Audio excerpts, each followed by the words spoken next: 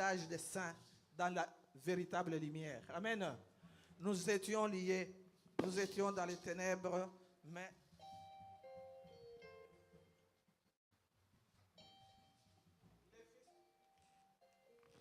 le Fils de Dieu est venu nous libérer. Le Fils de Dieu est venu nous racheter de la malédiction. Il est venu nous transporter dans le royaume du Fils de son amour, dans l'admirable lumière. Amen. C'est pourquoi il faut qu'on change là.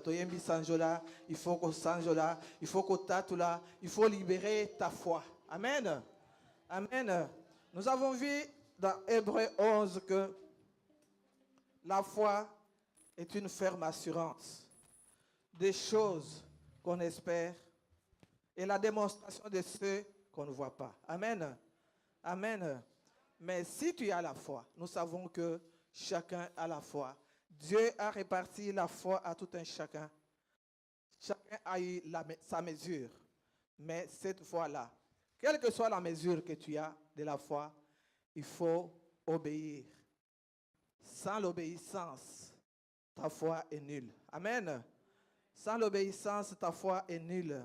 Il faut obéir à la parole de Dieu. Il faut obéir aux instructions que Dieu donne. Parce que quand Dieu nous a donné des promesses, il nous a donné des promesses, il y a des instructions auxquelles nous devons obéir, que nous devons mettre en pratique pendant que nous attendons l'accomplissement de nos promesses. Amen. Amen. Nous avons vu la fois passée. Maman nous a parlé pour les chrétiens de Macédoine. Il a dit il faut la consécration. Amen. Quand tu n'es pas consacré, quand tu ne t'es pas engagé, la consécration, c'est l'engagement. Toi-même, tu te donnes à Dieu et enfin, tu donnes tes biens. Si tu donnes tes biens sans engagement aucun, sans consécration aucun, ce que tu fais est nul. Nous allons prendre la parole de Dieu, nous allons lire. Nous avons un verset que nous allons partager. Si ma sœur Sophie peut nous lire. 1 Samuel 15, verset 22. Qu'est-ce qu'elle nous dit? Est-ce que nous pouvons nous lever pour honorer la parole de Dieu, s'il vous plaît?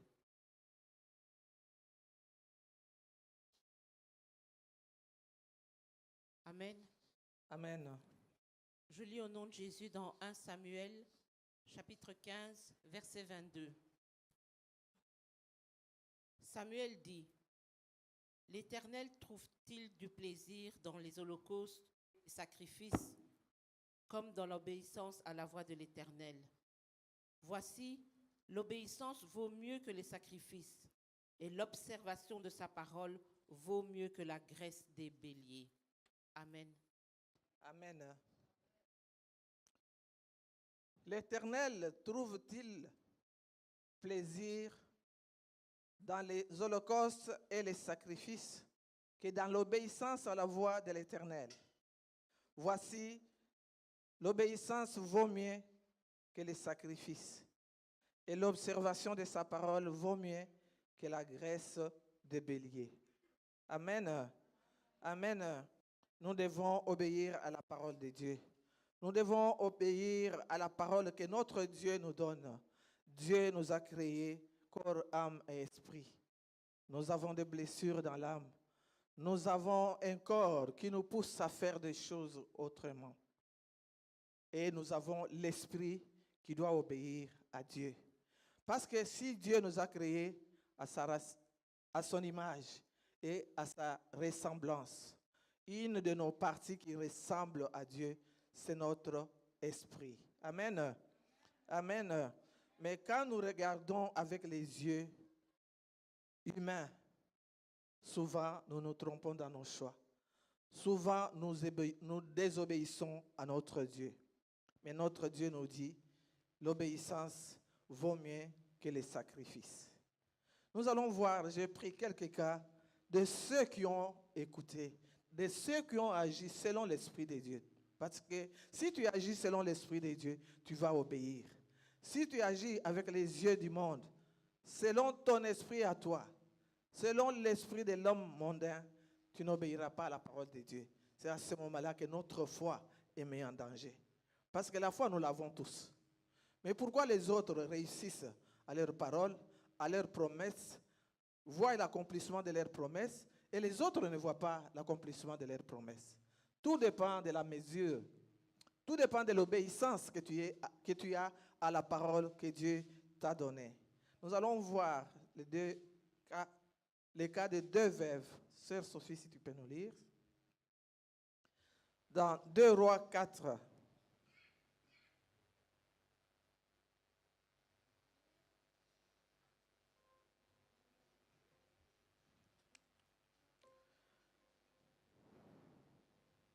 Deux Rois, chapitre 4, vous allez lire du verset 1 à verset 7.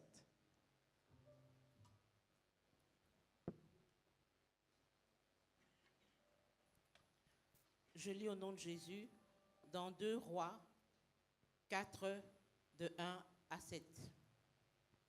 Une femme d'entre les femmes des fils des prophètes cria à Élisée en disant : ton serviteur, mon mari, est mort. Et tu sais que ton serviteur craignait l'Éternel. Or, le créancier est venu pour prendre mes 2 enfants et en faire ses esclaves. Élisée lui dit : que puis-je faire pour toi ? Dis-moi, qu'as-tu à la maison ? Elle répondit : ta servante n'a rien du tout à la maison qu'un vase d'huile.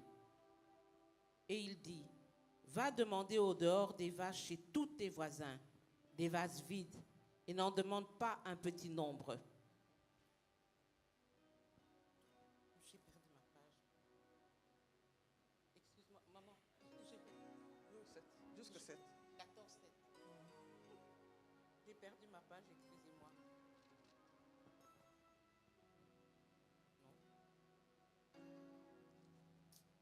Je continue. Non, j'ai perdu ma page. Verset. Quand tu seras rentré, tu fermeras la porte sur toi et sur tes enfants. Tu verseras donc dans tous ces vases et tu mettras de côté ceux qui seront pleins. Alors elle les quitta, elle ferma la porte sur elle et sur ses enfants. Il lui présentait des vases et elle versait. Lorsque les vases furent pleins, elle dit à son fils : présente-moi encore un vase. Mais il lui répondit : il n'y a plus de vase. Et l'huile s'arrêta. Il alla les reporter à l'homme de Dieu. Et il dit : va vendre l'huile et paye ta dette. Et tu vivras, toi et tes fils, de ce qui restera. Amen. Va vendre l'huile, paye tes dettes et tu vivras du reste avec ton fils, de ce qui restera. On voit ici, c'est un cas d'obéissance. Je vais revenir et on va d'abord lire encore dans Josué 2. Sœur Sophie, si tu peux.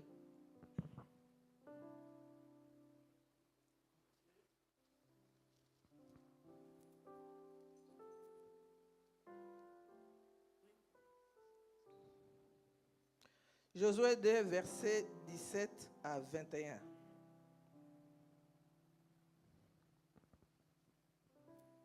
Je lis au nom de Jésus.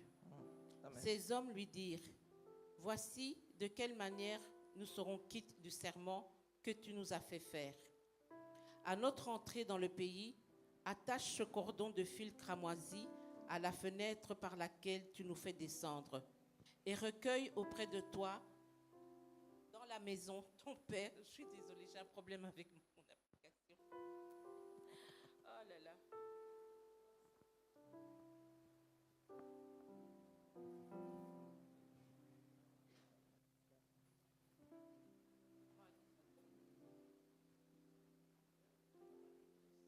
Josué 2, c'est 24.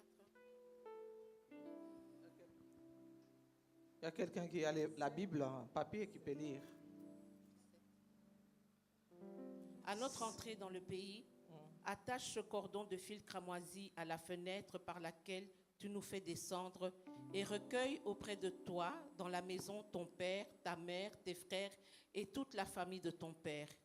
Si quelqu'un d'eux sort de la porte de ta maison pour aller dehors, son sang retombera sur sa tête seront innocents. Mais si on met la main sur l'un quelconque de ceux qui seront avec toi dans la maison, son sang retombera sur notre tête. Amen. Amen. Il s'agit ici de l'histoire de Rahab. Rahab, c'est une femme prostituée que nous connaissons tous. Elle était renommée comme ça. Elle avait sa maison sur la limite de son village. C'était une prostituée qui était connue de tout le monde. Mais quand il fallait faire l'œuvre de Dieu, il s'est engagé à cacher les espions qui étaient allés pour explorer la terre promise. Mais quand il a caché parce qu'il a fait l'œuvre de Dieu, il a demandé, il a cru, il a vu la terreur que s'aimaient les espions dans les villages. Quand ils ont entendu que les espions sont venus, ils sont d'Israël. Donc ils sont venus explorer le village, ils sont venus explorer le pays. Il les a cachés, mais le roi a poursuivi et n'a pas montré. Mais quand elle a cru, elle a pris l'engagement. Quand nous disons l'obéissance, c'est l'engagement que tu prends. Tu as la foi, mais il faut un engagement pour que ta foi là, quand la parole de Dieu vient, que tu rencontres ton miracle. Tu as la foi, tu n'as pas l'engagement. Tu as la foi, tu agis n'importe comment, tu ne respectes pas les instructions de Dieu, ta foi est nulle. C'est ce que Jacques nous dit, la foi sans œuvre est nulle. Ta foi doit avoir des œuvres. Ta voix doit avoir un soubassement. Ta voix doit être fondée sur quelque chose. Et quand tu fais, il y a un caractère que tu dois avoir dans la foi. Cette femme, les espions lui ont donné les instructions. On lui a dit, regarde ce que tu feras quand nous viendrons. Parce qu'il a dit, moi je vous ai caché. Donc, je vous ai aidé, je vous ai facilité la tâche. Tu facilites la tâche, c'est bien. Mais qu'est-ce que tu fais en attendant? Parce que tu as accepté. Tu as accepté Dieu comme Seigneur et Sauveur. Le salut, tu as. Mais maintenant, il faut maintenir le salut que tu as. Pour maintenir le salut, il faut la parole de Dieu. C'est pourquoi Dieu nous dit, il faut demeurer. Nous venions de chanter ici, tu es Pembeni. Jésus, il nous a transportés dans le royaume du Fils de ton amour. Il nous a transportés. Et maintenant, qu'est-ce que tu fais pour demeurer à côté de Jésus? Qu'est-ce que tu fais pour respecter en contact avec ton Dieu? Qu'est-ce que tu fais pour que ce que tu as eu, les acquis, tu as eu un acquis, c'est le salut. Parce que Dieu te l'a donné. Il s'est offert. Mais toi maintenant, qu'est-ce que tu fais pour garder ton salut? L'obéissance. Il nous dit, l'obéissance vaut mieux que les sacrifices. Et l'observation de ces lois, c'est mieux que la graisse des béliers. Tu peux avoir des béliers, tu peux en offrir. On nous avait parlé de Salomon qui avait offert 1000 têtes, qui avait offert autant. Mais vers la fin, quand il a désobéi, nous voyons ce qui arrive. Ici, on a dit à cette femme, tu prendras les fils cramoisis par lesquels tu nous as fait descendre. Quand les espions devaient partir, parce qu'ils les avaient cachés sous sa toiture. Et maintenant, quand ils devaient partir, il les a fait descendre sur la toiture de sa maison, sur le mur avec les fils cramoisis. Vous voyez les fils cramoisis, les fils rouges. Nous nous souvenons du rouge, le sang de Jésus. Le sang qui nous a libérés. Le sang qui nous a délivrés. Le sang qui nous sauve et qui nous garde. Amen. Amen. Il a dit, tu prendras. Parce qu'il lui a demandé, moi j'ai aidé. Mais vous, qu'est-ce que vous me donnez en retour? Il leur a demandé, sauvez la famille de mon père. Sauvez mon père, sauvez ma mère.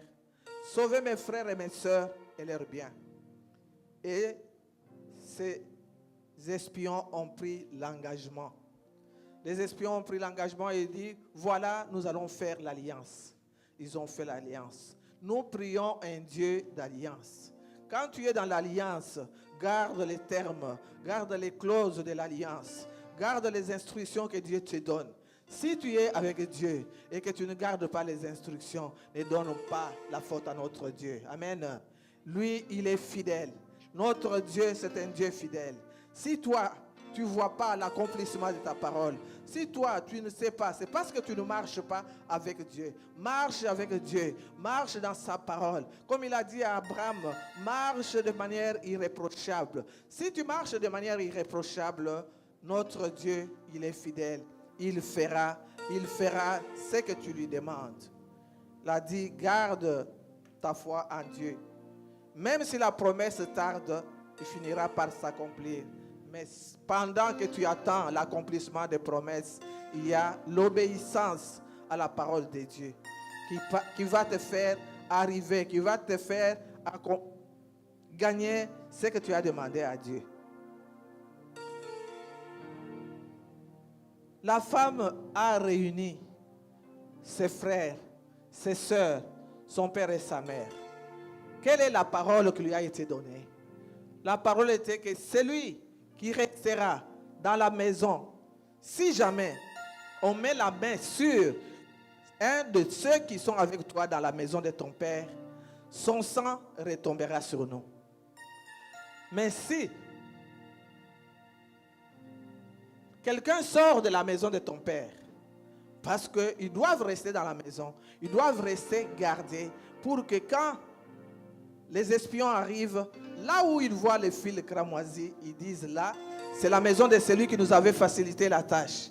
C'est la maison de celui qui nous a aidé à réussir notre mission. On n'y touche pas. Et ils vont aller partout.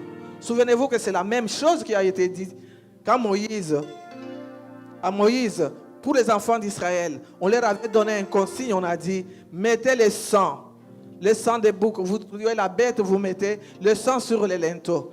Quand l'ange de la mort passera, là où il voit le sang sur les linteaux, il ne touchera pas, il passera. Nous sommes là quand on te dit, obéir à la parole de Dieu. Pourquoi nos promesses tardent? C'est parce que nous manquons l'obéissance. Pourquoi nos promesses parfois échouent? Le proverbe nous dit que les projets échouent faute de conseillers. On t'a conseillé, on t'a donné la promesse de Dieu.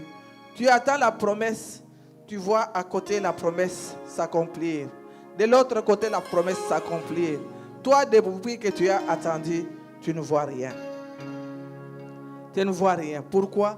Parce que tu n'as pas obéi. Sœur Sophie, tu peux encore relire dans Josué là.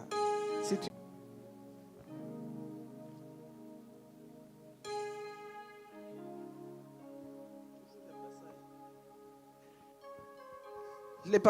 Les hommes là, qu'est-ce qu'ils ont dit?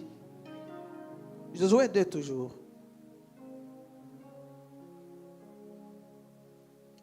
Si on met la main sur quelqu'un qui est dans la maison,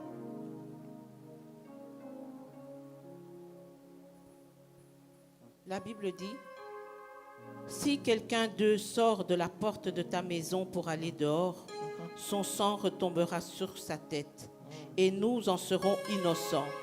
Mais si on met la main sur l'un quelconque de ceux qui seront avec toi dans la maison, son sang retombera sur notre tête. Amen. Amen. C'est un engagement ferme. Nous disons pour la foi, c'est une ferme assurance. Tu as ta foi, il y a la fermeté qu'il faut avoir.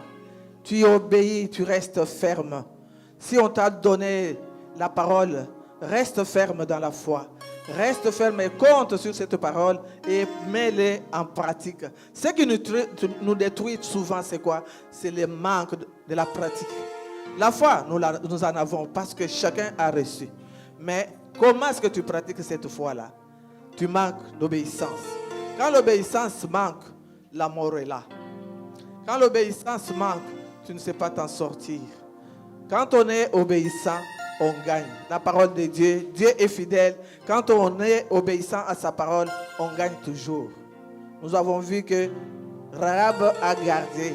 Et quand les espions sont arrivés, nous savons que sa famille a été sauvée. Malgré les œuvres que tu as faites, malgré le nombre de péchés, notre Dieu est fidèle. Quand quelqu'un se repent, Dieu nous invite à la repentance. Quand tu te repens, quand tu reviens à lui, il ne met jamais quelqu'un dehors.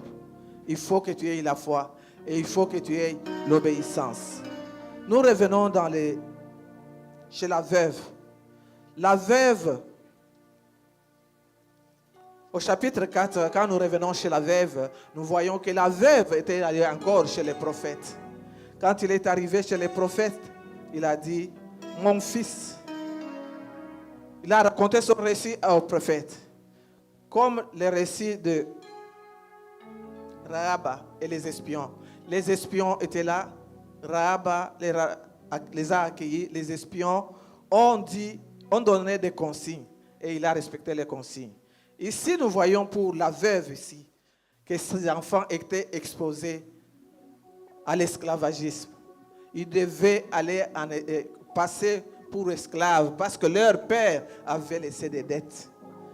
Quand on a des dettes, on ouvre les portes. Quand on a des dettes, on ouvre les portes à la malédiction. On ouvre les portes à la malédiction.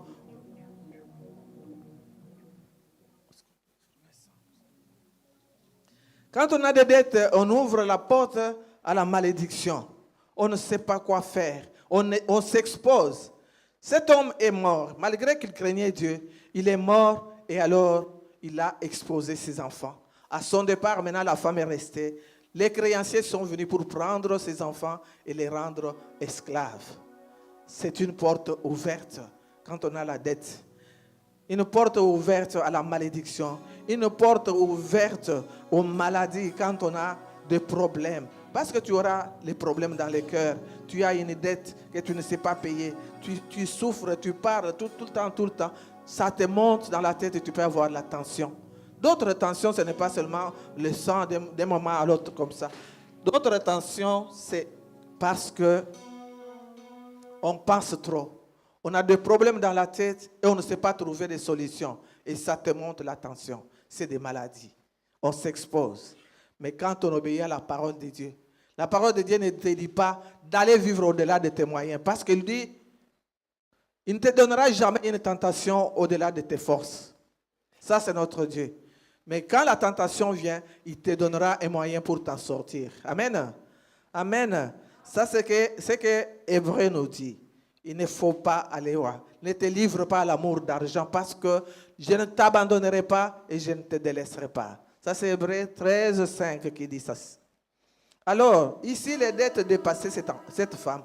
Elle sait que celui qui peut trouver la solution à tout problème que nous avons, c'est notre Dieu. Avec Dieu, rien n'est impossible. Avec lui, rien n'est impossible. La femme est allée trouver les serviteurs de Dieu. Les serviteurs de Dieu lui ont encore donné des instructions. Comme nous avons dit, l'obéissance. L'obéissance vaut plus que tout. L'obéissance vaut mieux que les sacrifices. Qu'est-ce que celui-ci a dit? Sœur Sophie, tu reprends à partir du verset 3 jusqu'au verset 5. Les instructions que l'homme de Dieu a données à la femme. Je lis au nom de Jésus. Et il lui dit, va demander au dehors des vases chez tous tes voisins, des vases vides, et n'en demande pas un petit nombre. Quand tu seras rentré, tu fermeras la porte sur toi et sur tes enfants. Tu verseras dans tous ces vases et tu mettras de côté ceux qui seront pleins. Alors, elle le quitta. Elle ferma la porte sur elle et sur ses enfants et lui présentèrent les vases et elle versait. Lorsque les vases furent pleins, elle dit à son fils, « Présente-moi encore un vase. » Mais il lui répondit, « Il n'y a plus de vase. » Et l'huile s'arrêta. Et elle alla le rapporter à l'homme de Dieu et il dit, « Va vendre l'huile et paye ta dette et tu vivras, toi et tes fils, de ce qui te restera. » Amen. Amen. Amen. Va vendre l'huile,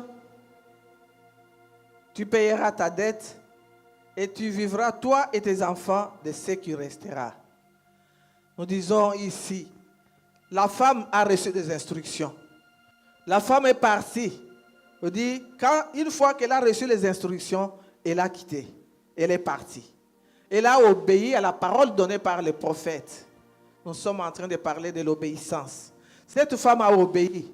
Si cette femme n'avait pas obéi, elle n'aurait pas reçu l'huile parce que chez elle, elle n'avait qu'un vase.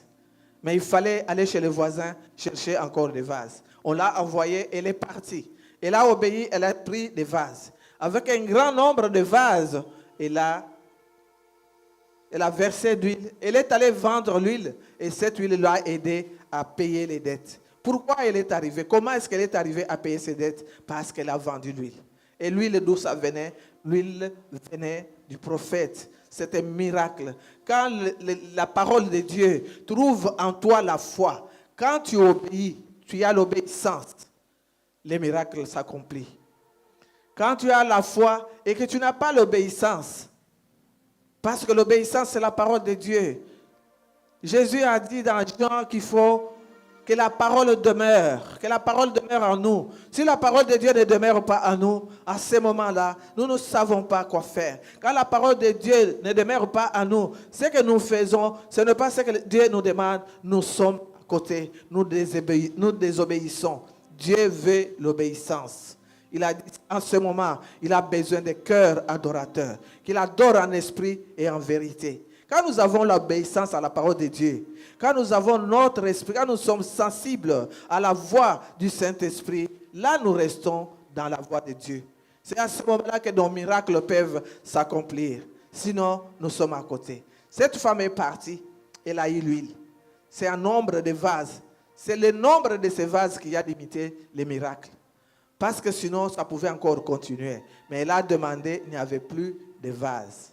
Mais au moins, son obéissance a aidé cette femme. L'obéissance aux instructions du prophète a aidé cette femme à sauver ses enfants de la mort, à sauver ses enfants de l'esclavage. Si elle n'avait pas obéi, elle et ses enfants seraient partis.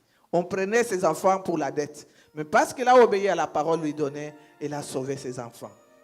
Soyons, frères et sœurs, de ceux qui obéissons à la parole de Dieu pour sauver nos familles. Amen. Rahab a dit, est-ce que quand vous viendrez, vous épargnerez la famille de mon père? Vous épargnerez ma famille. On a sauvé sa famille parce qu'elle a obéi. On lui a donné des instructions, elle a obéi aux instructions qui étaient données et elle a sauvé sa famille. N'est-ce pas que la parole de Dieu nous dit, crois au Seigneur Jésus, tu seras sauvé, toi et ta famille. Quand tu crois, ce n'est pas pour toi seul. Quand tu crois, c'est pour sauver ta famille. Tu sauves ta famille biologique. Nous avons ici la grande famille que Dieu nous a donnée, l'Église. Qu'est-ce que nous faisons pour sauver l'Église? Qu'est-ce que nous faisons pour chercher les autres? Est-ce que tu es à l'Église? Demande-toi ton travail que tu fais à l'Église. Tu es intercesseur. Tu es qui? Tu fais quoi? Tu es un chrétien. Notre pasteur nous parle toujours des chrétiens loups. Tu es à l'église pour sauver les autres, tu es à l'église pour détruire les autres. Les chrétiens loups, c'est un chrétien qui est les loups dans la bergerie, les brebis doivent fuir, les brebis doivent pleurer, les brebis doivent souffrir. Mais nous sommes là les uns pour les autres. On nous dit d'avoir les sentiments qui étaient en Jésus pour nous sauver les uns les autres. Amen. Cette femme a délivré ses enfants. Elle a vécu, elle et ses enfants. Avec l'obéissance, nous vivons. Avec l'obéissance, nous pouvons être sauvés. Avec l'obéissance, nous pouvons sauvegarder les acquis que nous avons eus. Nous avons eu le salut par Jésus, gratuitement. Mais maintenant, pour maintenir ce salut-là, nous devons avoir l'obéissance. Est-ce que vous croyez à cela? Jésus, quand il est venu, dans Luc 4, il avait dit, quand il a pris la prophétie d'Ésaïe, il a lu, il a dit, la parole que vous venez d'entendre s'est accomplie aujourd'hui. La parole que vous venez d'entendre là, elle s'est accomplie aujourd'hui. Vous voyez, pour les cas de ces deux femmes, c'est l'obéissance qui les a sauvées. C'est l'obéissance qui a sauvé leur famille. Mais nous avons encore un cas que on ne lira pas tout. Sœur Sophie, vous pouvez nous lire le cas de Naaman. Il y a quelqu'un que lui, quand il est arrivé chez le prophète, quand nous venons chez le prophète, venons en disant, Seigneur, je m'attends à toi. Amen. Nous nous attendons à Dieu. Ne venons pas aider Dieu. Ne venons pas avec les solutions toutes faites devant le prophète de Dieu. Parce que le prophète, ce qu'il vous dit, ce n'est pas de lui-même, c'est une parole qu'il prend de Dieu. Il dit, ainsi dit l'Éternel. Quand on te dit ainsi dit l'Éternel, ne commence pas à contester avec les prophètes. Nous allons voir Naaman le Syrien. Qu'est-ce qu'il a fait? Vous pouvez nous lire 2 Rois 5.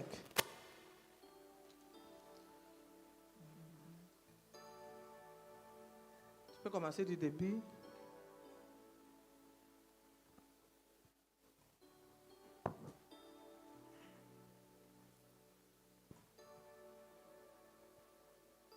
Je lis au nom de Jésus dans 2 Rois 5.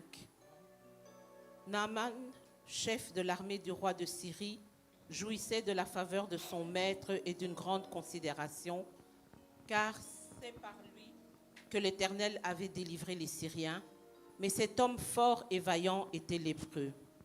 Or, les Syriens étaient sortis par troupes et ils avaient emmené captive une petite fille du pays d'Israël qui était au service de la femme de Naaman. Et elle dit à sa maîtresse, « Oh, si mon Seigneur était auprès du prophète qui est à Samarie, le prophète le guérirait de sa lèpre. » Naaman alla dire à son maître, « La jeune fille du pays d'Israël a parlé de telle et de telle manière. » Et le roi de Syrie dit, « Va, rends-toi à Samarie et j'enverrai une lettre au roi d'Israël. » Il partit, prenant avec lui 10 talents d'argent, 6000 cycles d'or et 10 vêtements de rechange. Il porta au roi d'Israël la lettre où il était dit, « Maintenant, quand cette lettre te sera parvenue, tu sauras que je t'envoie Naaman, mon serviteur, afin que tu le guérisses de sa lèpre. » Après avoir lu la lettre, le roi d'Israël déchira ses vêtements et dit, « Suis-je un Dieu pour faire mourir ou pour faire vivre qu'il s'adresse à moi afin que je guérisse un homme de sa lèpre? Sachez donc et comprenez qu'il cherche une occasion de dispute avec moi. » Lorsqu'Élisée, homme de Dieu, apprit que le roi d'Israël avait déchiré ses vêtements, il envoya dire au roi, « Pourquoi as-tu déchiré tes vêtements? Laisse-le venir à moi, et il saura qu'il y a un prophète en Israël. » Naaman vint avec ses chevaux et son char, et il s'arrêta à la porte de la maison d'Élisée. Élisée lui dit par un messager, « Va et lave-toi 7 fois dans le Jourdain. Ta chair deviendra saine et tu seras pur. » Naaman fut irrité et il s'en alla en disant, « Voici, je me disais, il sortira chez moi, il se présentera lui-même, il invoquera le nom de l'Éternel son Dieu, il agitera sa main sur la place et guérira le lépreux. Les fleuves de Damas, l'Albana et le Parpar, ne valent-ils pas mieux que toutes les eaux d'Israël? Ne pourrais-je pas m'y laver et devenir pur? » Et il s'en retournait et partait avec fureur. Mais ses serviteurs s'approchèrent pour lui parler et lui dire, « Mon père, si le prophète t'eût demandé quelque chose de difficile, ne l'aurais-tu pas fait? Combien plus dois-tu faire ce qu'il t'a dit? Lave-toi et tu seras pur. » Voilà. Jusque-là. Merci.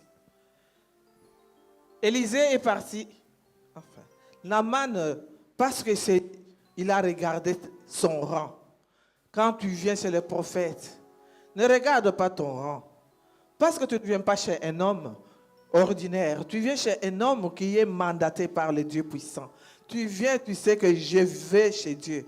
Les dieux, on ne l'aide pas. Les dieux lui-même, il a toutes les solutions. Amen. Amen. Dieu a tout. Naaman est venu considérant que c'était un homme considéré. Un homme par qui on avait sauvé son pays. On avait sauvé la Syrie des guerres et des guerres. Il est un général. Mais quand il est venu, il dit, comme je suis général, quand j'arrive, les prophètes doivent venir vers moi et ils doivent venir me parler. Je suis venu avec, d'abord, quand il s'est présenté chez le roi a déchiré ses vêtements. Et le prophète lui a dit, pourquoi tu as déchiré les vêtements? Laissez-le venir à moi. Comme ça, il saura qu'il y a un prophète en Israël. Ce n'est pas pour dire, c'est moi le prophète qui dois voir. Parce que quand tu viens chez le prophète, c'est-à-dire que tu viens chez Dieu. Cette femme est allée chez le prophète. Elle a eu gain de cause. Elle a sauvé ses enfants. C'est lui qui a parlé avec les espions. Ce ne sont pas ces hommes-là qui l'ont sauvé. C'est l'Éternel. Il a obéi à la voix de l'Éternel. Parce qu'il venait de la part de l'Éternel des armées. Ils étaient envoyés pour sauver. Mais Naaman vient, il a sa solution toute faite. Il dit, le prophète viendra vers moi et il va. Il saura Naaman vint avec ses chevaux et tout ça. Il dit, il viendra vers moi, il me touchera. Donc, il attend seulement. Il y a des miracles qui s'accomplissent parce que Dieu a créé tout par la parole. Amen. Il a créé par la parole. Par la parole, tout a été créé. La parole, c'est Dieu. Dieu n'est pas dissociable de sa parole. Quand on te dit, on a envoyé l'ange, Dieu a envoyé l'ange, ce n'est pas l'ange, c'est Dieu lui-même qui vient. Quand on t'envoie la parole, dans les psaumes, les gens qui étaient troublés, ils ont dit, dans leur détresse, ils ont crié à l'Éternel. Et l'Éternel a envoyé sa parole. Quand il envoie la parole guérit. Quand ici, on a dit, on te donne la parole de Dieu, obéis, l'obéissance. L'obéissance, mes frères, nous devons obéir à la parole de Dieu. Lui, on lui donne la parole, on lui dit, va te laver. Va te laver 7 fois dans les eaux de Jourdain. Et alors, celui-ci, il respecte l'agitation. On dit, au verset, on dit, Naaman fut irrité. Mes frères et sœurs, l'irritation nous fait passer à côté de nos promesses. L'irritation nous fait rater beaucoup de choses. Naaman a été irrité, il s'en alla fâché. Mais il dit, est-ce que chez moi, il n'y a pas de fleuve où je peux me mettre? Il y a des fleuves qui sont plus grands que les Jourdains. Pourquoi je dois aller dans les Jourdains pour me jeter cette fois-ci? Il fut irrité et il voulait partir. Mais au moins, il a eu la vie sauve. À cause de l'orgueil, il allait passer à côté de sa bénédiction. À cause de l'orgueil, il allait manquer sa délivrance. Mais au moins, il était entouré de bonnes personnes. Amen. Amen. Quand nous venons à l'église, soyons entourés de bonnes personnes. Regardons à Dieu. Ne cherche pas ceci, ne cherche pas cela. Pas de prétexte, pas de critiques ou des analyses de toutes sortes. Dieu, on ne l'aide pas. Écoute la parole de Dieu et mets en pratique la parole de Dieu. Obéis à la parole de Dieu. Nous savons que Uza a été puni. L'arche voulait tomber. Il est allé au secours pour que l'arche de l'Éternel ne tombe pas. C'est un bon geste, n'est-ce pas? Pour ne pas tomber, laisser tomber l'arche de l'Éternel. Il a cru aider, mais il était frappé. Pourquoi? Dieu, on ne l'aide pas. C'est Dieu qui nous aide. C'est Dieu qui nous sauve. C'est un secours qui ne peut pas manquer en cas de détresse.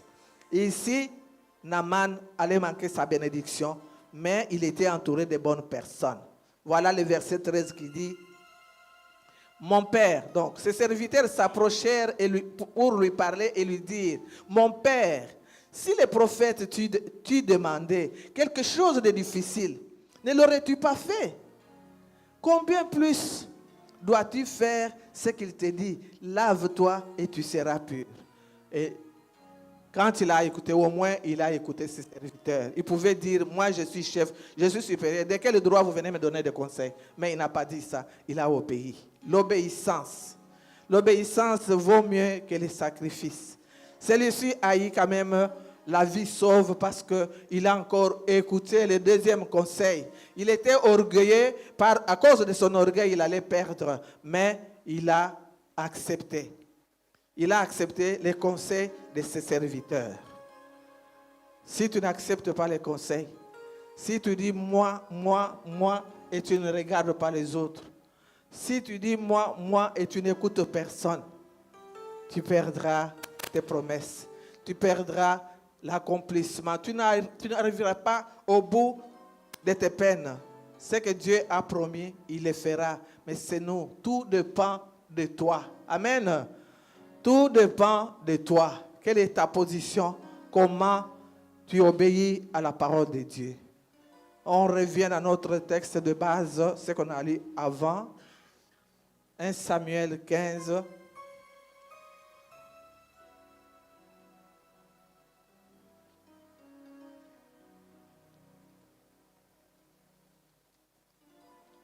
Sophie.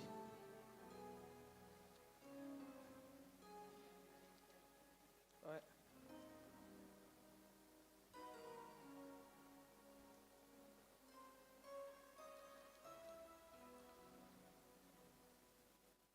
« 1 Samuel 15, 22.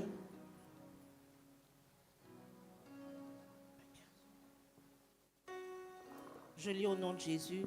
Samuel dit, l'Éternel trouve-t-il du plaisir dans les holocaustes et les sacrifices, comme dans l'obéissance à la voix de l'Éternel?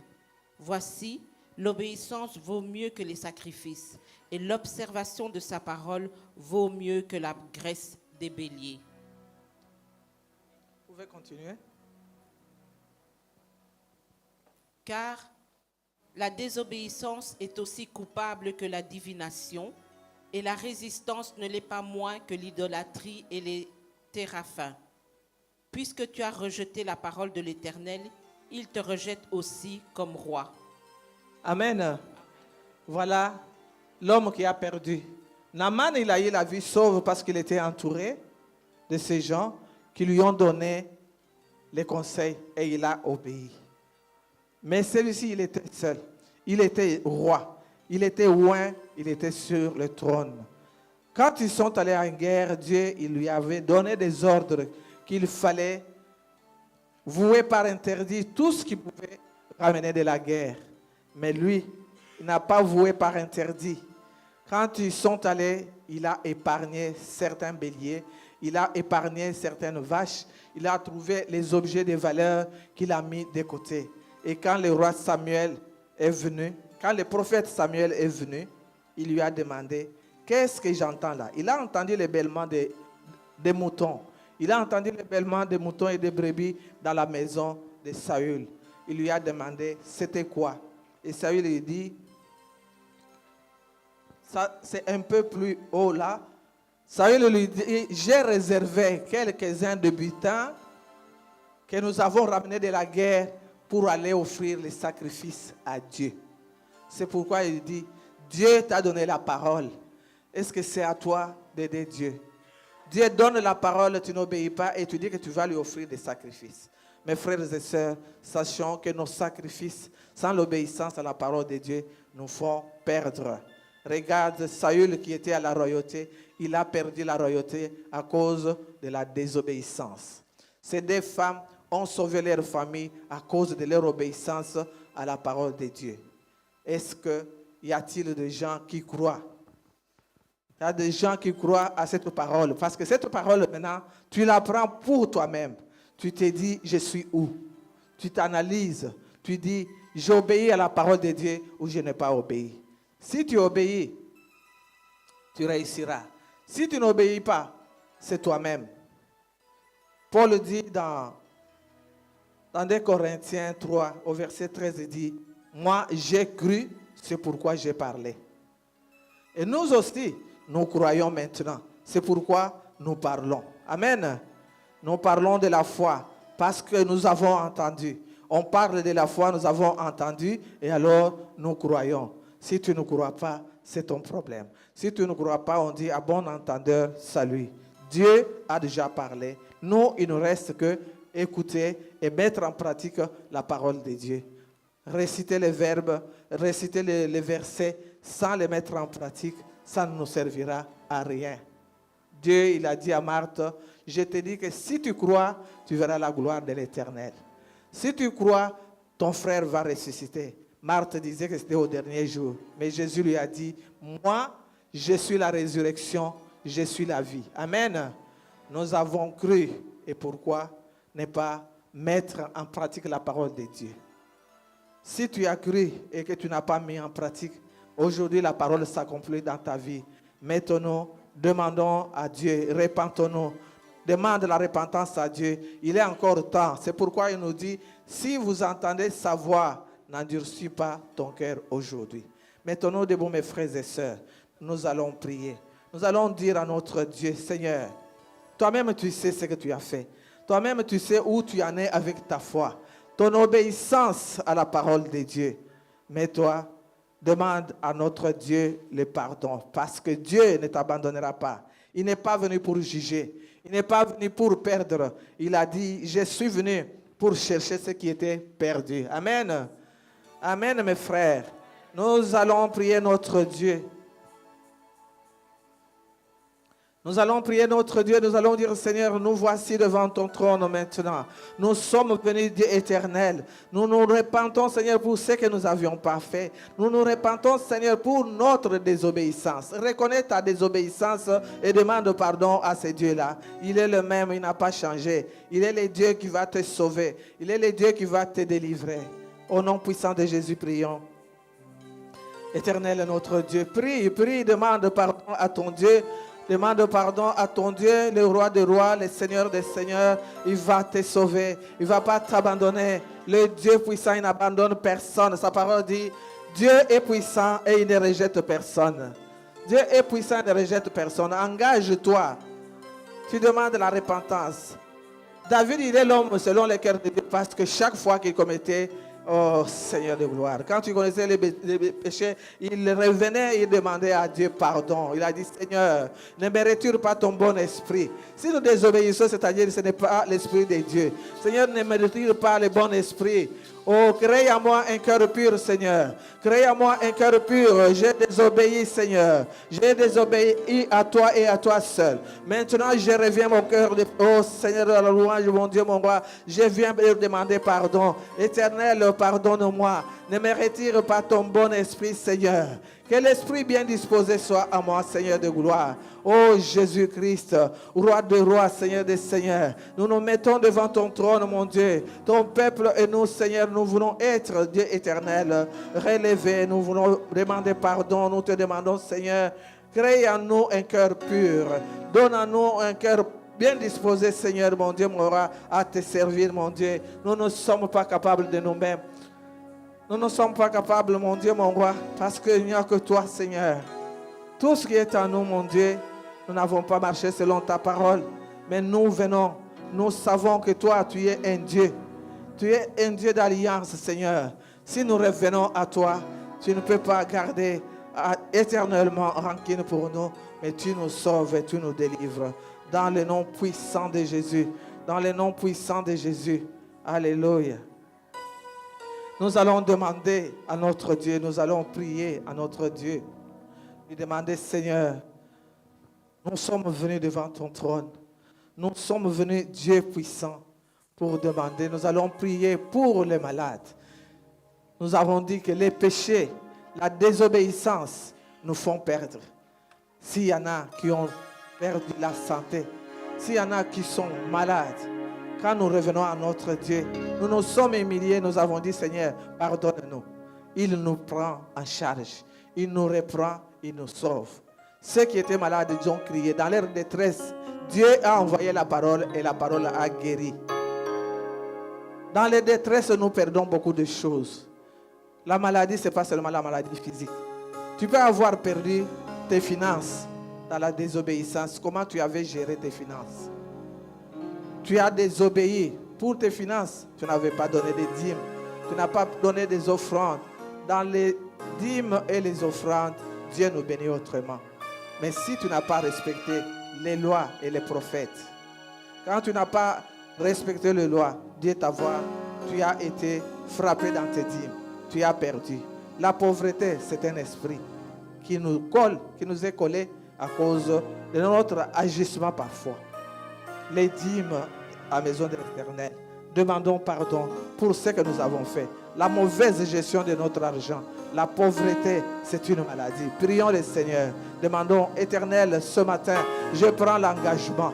Les chrétiens de Macédoine ont pris l'engagement. Dans leur pauvreté, ils n'ont pas regardé la pauvreté, ils ont pris l'engagement. Et Dieu les avait bénis. De telle façon que ceux qui avaient peu ne manquaient pas. Et ceux qui avaient beaucoup n'avaient pas de surplus. Prions le Seigneur. Demandons à notre Dieu, Seigneur, nous nous engageons.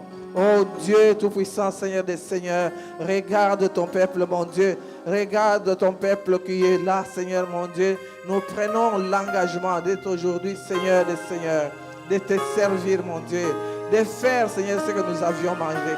Parce que l'ignorance, mon Dieu, mon roi, nous avait condamnés. L'ignorance nous avait marginalisés. Maintenant, nous sommes venus devant toi, Seigneur. Reprends-nous sous ta garantie, Seigneur. Relève-nous, Dieu éternel. Nous tournons vers toi, Seigneur. Nous voulons prendre maintenant, Dieu éternel, ton œuvre.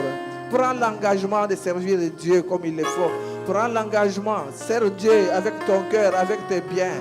Dieu a besoin des adorateurs qui l'adorent en vérité et en esprit. Prends l'engagement aujourd'hui pour servir ton peuple, ton serviteur, servir ton Dieu comme il le faut, servir ton Dieu comme il le demande, parce que de toi-même tu ne peux rien, mais avec l'Esprit de Dieu, il peut tout. Tu peux tout. Prends l'engagement, Seigneur. Seigneur, nous venons à toi. Nous venons, Éternel des armées. Nous venons te servir aujourd'hui. Nous venons, Seigneur, mon Dieu, mon roi, pour suivre, pour écouter, Seigneur, pour obéir à ta parole, Seigneur. De nous-mêmes, nous sommes. Nous voulons que ta parole maintenant demeure à nous. Amen. La parole de Dieu, Dieu, il a dit, si ma parole demeure en vous, vous serez mes disciples. Il faut que la parole de Dieu demeure en nous, que nous nous obéissons. Quand la parole de Dieu demeure en nous, nous demeurons en lui. À ce moment-là, tout ce que nous demandons, nous pouvons l'obtenir. Maintenant que vous avez pris l'engagement, nous allons passer aux offrandes. Prends l'engagement de servir Dieu avec tes biens, avec tout ce que tu as. On se consacre d'abord à Dieu et puis on consacre ses biens. C'est comme ça que les Macédoniens avaient fait. Ils étaient pauvres, mais quand ils se sont donnés à Dieu, quand ils ont pris l'engagement de servir Dieu, ils n'avaient manqué de rien. La veuve de Sarepta, nous avons vu. Cette veuve qui est venue aujourd'hui, elle n'avait qu'un vase d'huile. Mais quand elle s'est engagée, quand elle a obéi à Dieu, l'huile n'a pas manqué dans sa maison. Elle a payé toutes ses dettes.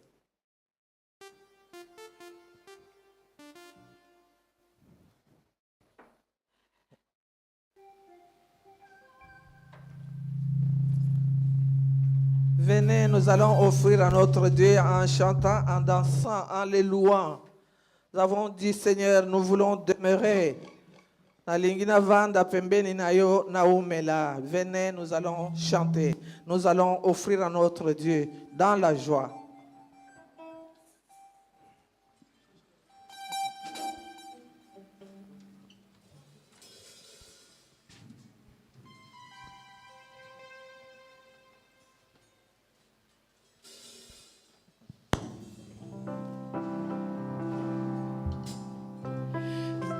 Vraiment personne comme Jésus.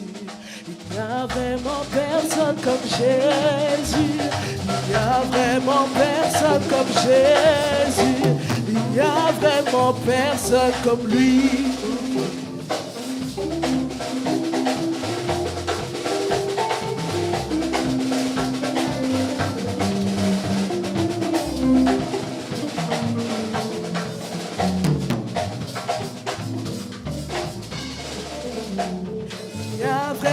Personne comme Jésus, il n'y a vraiment personne comme Jésus, il n'y a vraiment personne comme Jésus, il n'y a vraiment personne, et il n'y a personne, vraiment personne comme Jésus, il n'y a personne, vraiment personne comme Jésus, il n'y a personne, vraiment personne comme Jésus.